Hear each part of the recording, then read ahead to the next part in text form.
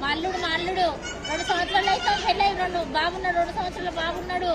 పంచాయతీ అవుతుంది, కేసు పెట్టినాం. గిట్టిన కొట్టు టిట్టి పెడతాను. మేము పోనాను అన్నది ఆమె. మేము పోనానని 6 నెలల టైం ఇచ్చిండ్రు. ఈ వాటికి 6 నెలలు పోలీస్ స్టేషన్ నుంచి వెళ్ళి ఫోన్ వస్తుంది. ఇక అటు ఇటు మారినాక దోల్దంతి అని అనుకున్నా. నేను డ్యూటీ పెట్టిస్తానని కూడా ఎంజంలో చుట్టూ తిరిగిన పైసలు కూడా పెట్టినాం. ఇక వాడు ఎగబెట్టి పోగానే నా బిడ్డ ఎక్కింది.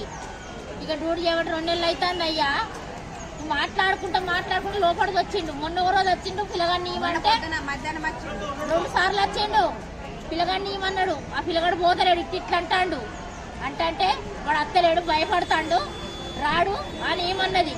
నువ్వు డ్యూటీ కాడ పెట్టిన పైసలు అడుకొని పోయినావు, పోరగాని ఇవి ఎత్తుకొని పోయినావు. నీకు భార్య కావాలంటే నువ్వు ఇట్లా చేస్తావా, ఇట్లా మోసం చేస్తావా?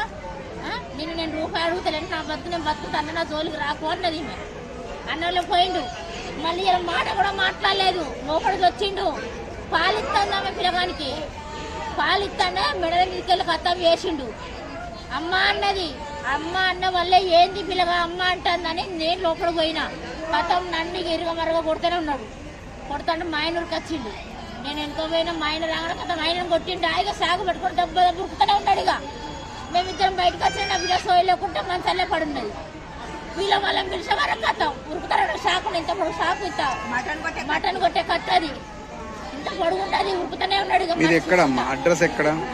అడ్రస్ ఎక్కడమ్మా మీది? వాళ్ళదా మీకు ఇప్పుడు జరిగింది ఎక్కడ?